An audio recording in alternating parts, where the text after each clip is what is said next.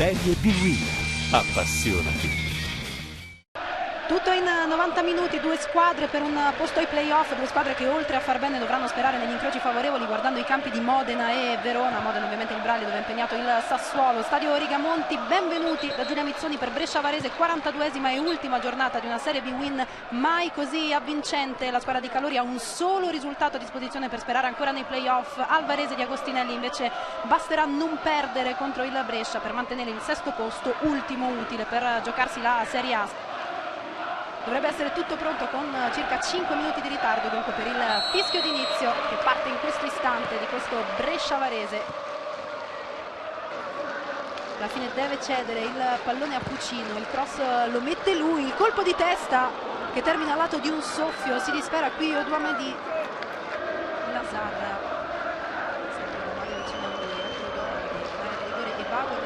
Oduamedi va via molto bene, area di rigore, prova il destro al lato di poco, ancora brividi per Arcari.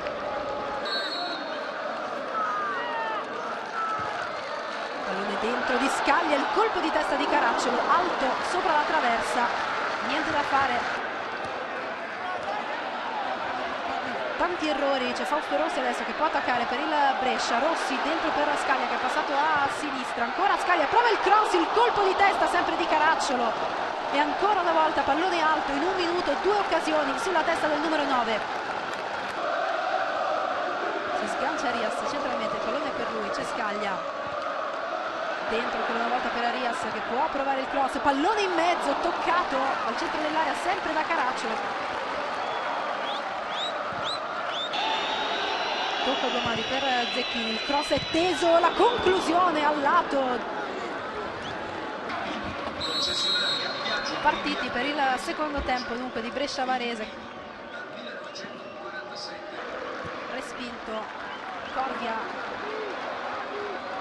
dentro qui può cercare il cross che arriva, il colpo di testa e poi il gol da parte di Zambelli dell'1-0 per il Brescia al quinto minuto di gioco. Passa avanti il Brescia, gol importantissimo per la squadra di Calori, ricordando mentre lo stiamo rivedendo che su tutti gli altri campi eccetto quello del Novara dove la Virtus Lanciano si sta imponendo per 1-0.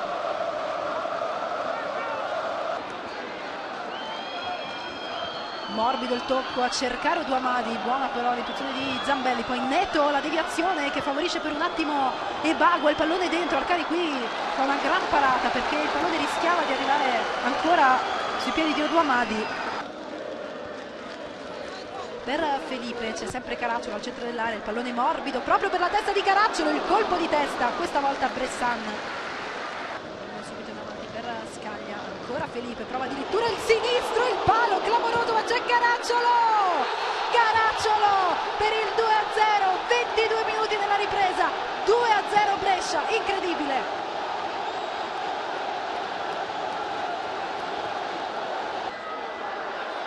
Continua a giocare, attenzione a Picci, pallone alto,